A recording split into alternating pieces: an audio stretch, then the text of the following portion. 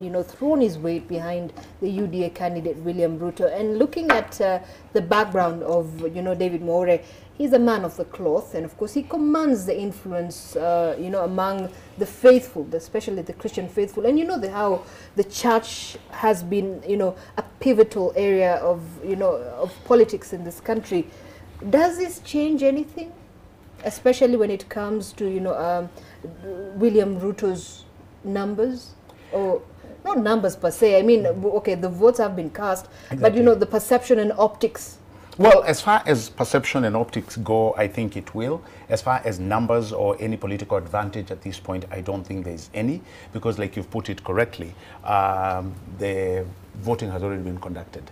As we wait, actually, it's also quite common that Kenya Kwanza reached out, or they had a lot of favor just by what we are able to see from the church. And so moving forward, I think to answer your question, as far as, just putting the psyche into perspective, right. I think he will be seen as an honorable person. And I think as a man of the cloth, he has pointed probably to the direction where majority of the church was.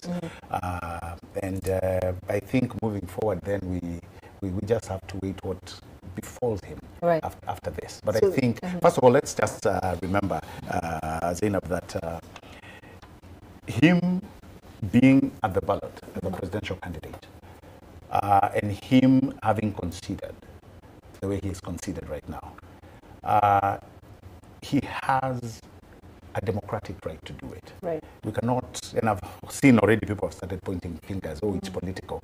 There's nothing political that will change the semantics or the semantics of this election. As far as you put it, as far as anything else, people will say, you see, it can create a goodwill to the people who are supporting Dr. William Ruto. But further than that, there's no numbers added, so to speak. All right, but no numbers added, Achieng, but still, the perception, having, David Murray, and not many people actually can manage to, vie and reach that threshold, to vie for the position of president in this country. So does this, change the political perception when it comes to, the way forward once we are done with this? No, I don't think so. And there's something, I think the men of cloth and artists, I think usually they have lots of crowds around them. And I think it gets into their heads and they tend to imagine it is very easy to convert that to votes, without realizing how we actually, when we move out of church, how we process information politically. But you must agree that, like I said earlier on, I mean, the church plays a very critical role in the politics, and especially in the elections of this country. So when you have, a man of his stature within, the church making such a move, it certainly has some sort of political implications. For me, if the church played, I agree, the church plays such a critical role.